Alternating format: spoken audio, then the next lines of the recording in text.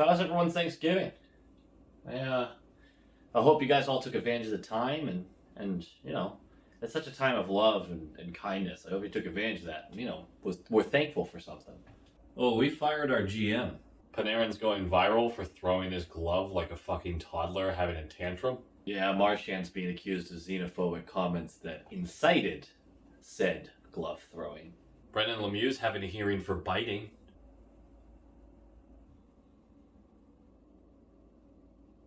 I mean, Jesus, even Marchand doesn't bite. Low quality fans of a high quality Bruins team, that is a dub! A much needed dub. It's a dub that I honestly don't feel great about. I don't want to be a negative Nelly, but I'm pretty even keel, and this game was straight up painful to watch for most of it, if not really all of it. Like, comment, subscribe. Nailed it. Here's the dates, and I'm gonna give them to you. Vancouver has lost 3 in a row, and I believe 7 of 8. If they have a stat for it, Vancouver is in bottom 5 of the league. They can't score, they can't do special teams, they can't keep the puck out of their net. They're a bad fucking team. But I'm not just gonna insult Vancouver. Vancouver has been going through a rebuild. They're working towards something. I don't think they're handling it super well, but they have a plan in place. That's where that team's supposed to be. We need to shellac them. We need to beat them soundly. We did not. Ullmark is in net for the first time since his nagging injury. I believe it's still nagging based on what I saw. Halak, familiar face, is going to be on the other end for Vancouver. Another revenge game, if you will. Forwart's going to bump back up to the first line, Grizz down to the second. That's going to get switched around throughout the game. Grizz and Mac would spend time together on the third when we needed a goal. But the real news is in our bottom 6, Haula and DeBrusk get benched. Now, Haula, totally get it. DeBrusk didn't love it, but I understood why. DeBrusk had been having a few shifts here or there that were just straight up lazy. There's no one who can convince me otherwise. And I think Bruce just went, nope, we're not having that. You'll sit. Like, I'm just not risking it. Frederick, back in, first game for him in a while. He's going to center the third line. Foligno's going to be on the left side, Kuhlman on the right. Smith gets bumped back up to the second line. And the fourth continues to be Nosek, Bleed, and whoever else is on the right, Lazar. Great. Bottom 6 is 2 fourth lines. Fine. Whatever. It can't stay like that forever, but I was kind of fine with them really shaking it up this game. What is happening right now, though, because of the shifting of people and Frederick coming back off the IR, we are at our 23-player limit, meaning we can't bring anybody up without waving somebody down. And most of the guys we would waive would get grabbed, if not for sheer, we need a young fourth liner with maybe some upside. I did predict that we would waive someone and they would get taken this year. We'll see if it happens, but right now that's the situation we're in until someone else has an injury. One of the things about not having a signature win yet, a win against a really good team yet, is when you play these bottom feeder teams, it feels that much more important that you win, because if we're not going to beat the good ones, we at least can't lose to the bad ones. And this game had L written all over it from puck drop. First minute of the game, Ullmark goes behind the net to clear the puck out. It's a routine, just pucks getting wrapped around, and he eats shit. He just completely... And you go, oh, great. I'm sure that's not going to be something we have to worry about going forward. That just happens. It's an incident. A minute after that, 2 minutes into the game, and Zaboral is going to go for interference because he played hockey, and you can't fucking do that. This was one of the worst calls I've ever seen. The puck's getting wrapped around. Zaboral makes a hit to let the puck continue to go farther. They're both within reach of the puck. That is a hockey play all day long. I could not believe they called interference on that. But we go to the penalty kill. And of course, they're always going to score off them, right? If you don't deserve the penalty, they're going to score on it. Not in a way you expect, though. 3:33 into the game, and Ullmark, it's a puck gets dumped into him, and he just pushes it out. He doesn't cover it, doesn't fling it to the boards, and it's a scramble, but cover the damn puck. But he doesn't. And then Riley basically hits it right back into him, and Foligno doesn't take away the guy, and it's just a mess. Everyone's to blame, but the first guy to blame is Ullmark. And I see a lot of people defending Ullmark right now. That's great. but he absolutely is to blame for that goal. At least partially. And if you're first on the blame roll, then you're the biggest one to blame. So Pearson just comes in and buries it past Ullmark, right? Everyone's scrambled, falling down. It's 1-0, less than 4 minutes into the game, and I'm just, it's fine. We're not getting shut out by the fucking Canucks. I was fine. And then Halak, not to be outdone, never one to be outdone, especially glove side. You remember the end of his tenure with the Bruins, glove side? I know you remember this. It wasn't pretty. Well, guess what's happening? Bleed takes the zone. He cuts from right to left across the top of the slot. I don't think he even got to the top of the circle.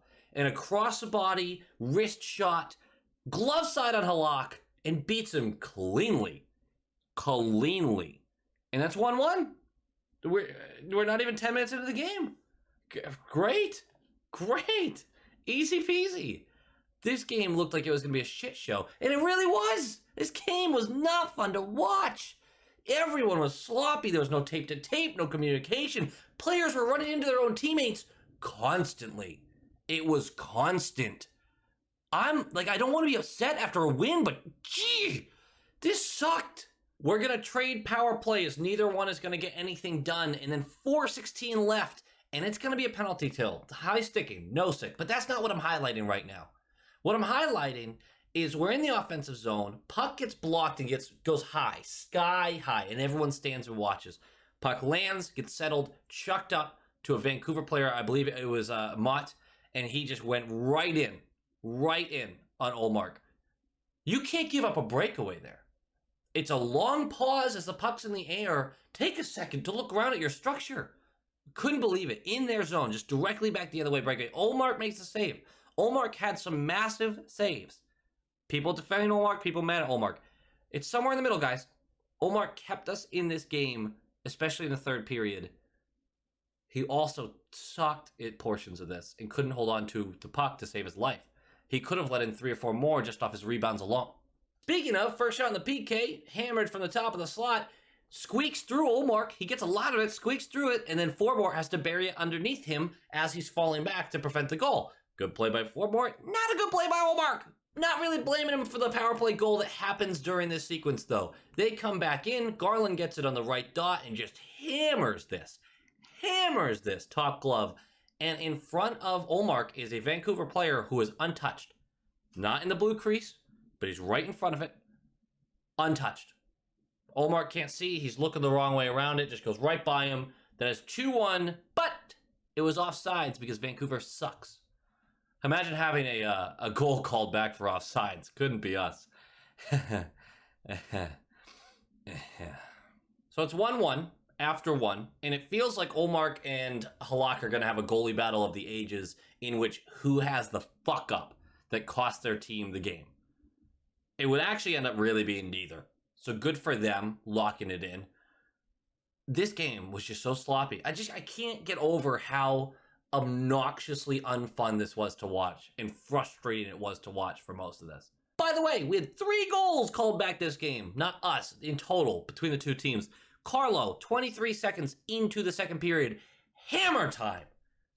Rebound, Nosek blatantly kicks it in. He was trying to kick it and then poke it with his stick so that his stick was the last thing that pushed it. He couldn't get it with the stick. So it's waved off, no goal, still 1-1. On we go. 2 minutes in, and Riley, again, top of the slot, hits the first guy in front of him, and Mott goes the other way. I do think he had 3 breakaways this game. He goes the other way. Riley recovers, though, makes a diving stop. People are calling it tripping. No, if you dive and get full puck first, he can run over your body and fall over as long as you get that puck with your stick first. That is a huge defensive play to prevent a breakaway chance. Problem is, you fucking caused it. Again. How many breakaways has Riley given up in the past 2 weeks?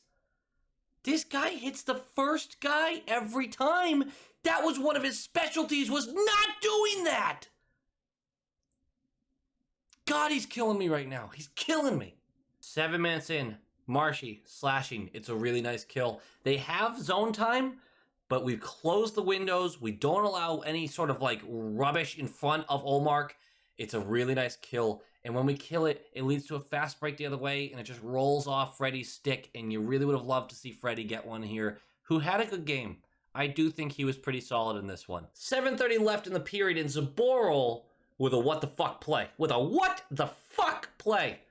He's behind our net. Looks like he just won a board battle. Comes away with the puck, and he tries to skate it right up the slot, right to the right of Ullmark, and he loses it. But as soon as he gets adjacent with Ullmark, just gets poked off his stick by the guy behind him, and it goes right to Garland, who just flings this on net. 5-hole on Ullmark.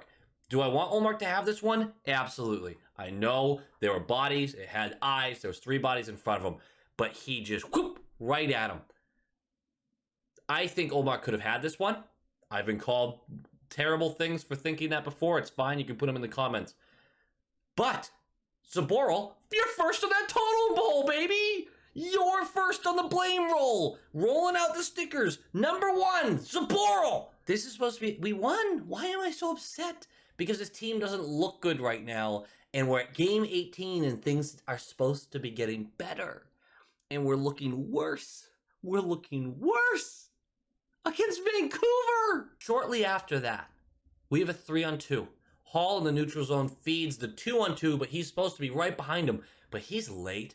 He doesn't get there very quickly at all. They spread out to an immense level. They're flicking the puck back and forth. It bounces over sticks. We never get a shot on net.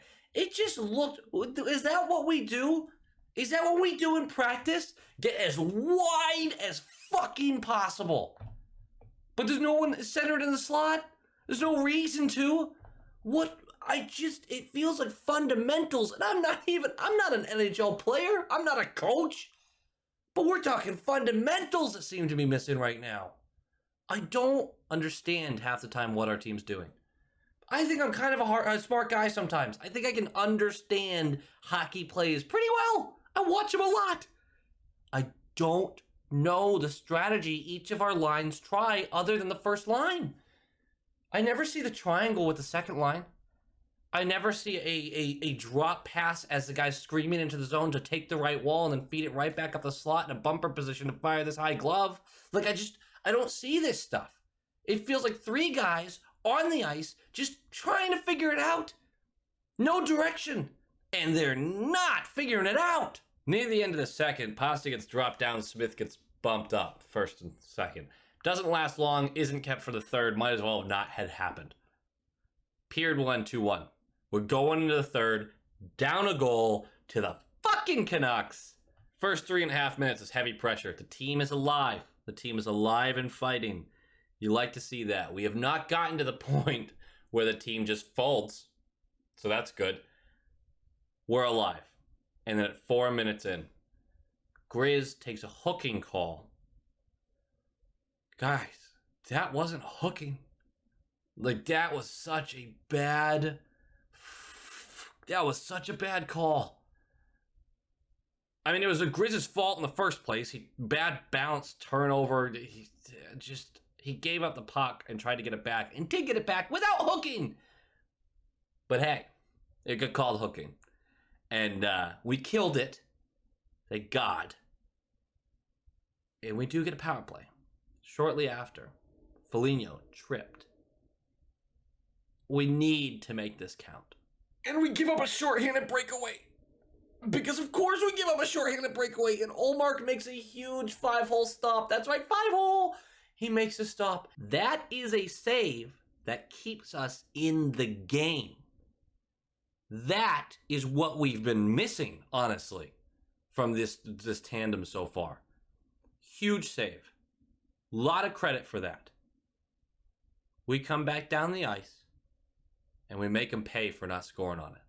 It's puck retrievals. It's continuing to pepper the net with shots. It starts with a Pasta blast from his office. Turns into a mad scramble. No one can find the puck. It leaks out behind all of the players staring down Halak.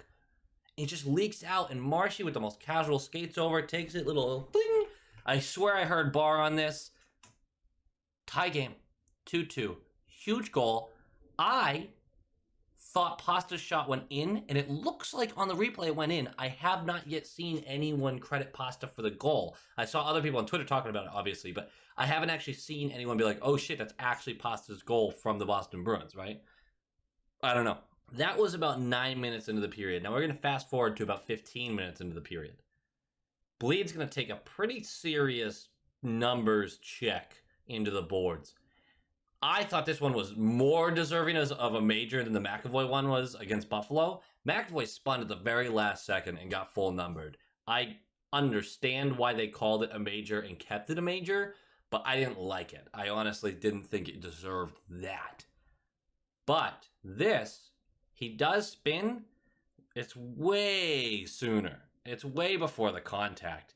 Takes full numbers into the boards. It's still boarding because of the distance and still where and how he hits him. But we get a 2-minute minor. It's still enough, though. And this is all Marshy magic. It is more pressure. It's more puck retrievals. It is a McAvoy to Marshy to Bergie in the bumper, and the bumper doesn't work out. Too many sticks. It gets kicked back out to Marshy. Marshy comes back down below the right circle and kind of goats the Vancouver defender towards him. And he just, little drag, goes around the defender, starts charging into the slot. Everyone, including Halak, collapses, and with force whips this to Pasta, who has a stick down, 2 hands on the stick, and just has to punch it into the net. He probably didn't even have to do that. It probably would have bounced off his stick and in. That's 3-2. That's going to be your final score. Now, Marchand and Bergeron are super cute. They have an empty netter. Marchand's going through the neutral zone, and we know he can hit the net, but he decides to wait. And they take the zone, and he has another chance to hit the net, but he decides to wait. And then Bergie gets to the front of it, and he whips it onto Bergie's stick, and Bergie taps it in. That's 4-2, but it's called back for offsides. It was super cute, though. How cute is that? Didn't affect the game. It was fun to see. You're in a better mood now. How fun. How fun. That's a dub. Game notes. This team doesn't look good right now. No communication. No one knows where each other is going to be. There's no cerebral plays because everyone's too worried they're about to chuck it away, which they keep doing anyway. The first line is the only line with any chemistry. The fourth line, the Nosek, Lazar, Bleed line, has some of it, but they don't have the skill to like maximize it like you'd think a Hall, Coyle, Smith line would. I'm really worried about the chemistry issues that aren't getting better. We're almost 20 games into the season. It's time to see some of these unions start to connect. And they're not. That's concerning. This is a game that you needed to win. And Ullmark made the big saves when he needed to. That is a confidence-building result. We directly win that game because of a few saves he makes. That is something they can point to the bad, but they can point to a lot of good too. That just sigh of relief, right? Forbort and Carlo quietly, now different pairings, I'm not saying they're on the same pairing, quietly had really good games. Carlo's recovering from a bad streak of about 3 games, and Forbort is slowly growing into a better role. Now he is with McAvoy again, and it still limits McAvoy. I want Forbort on the third pair, not on the second with Carlo. But he has not made horrible mistakes like he had been doing. This is quietly a good game for him. I will take it. I'll take it all day. Riley, on the other hand, is making me want to blow my brains out. Zaboral is having some ups and downs.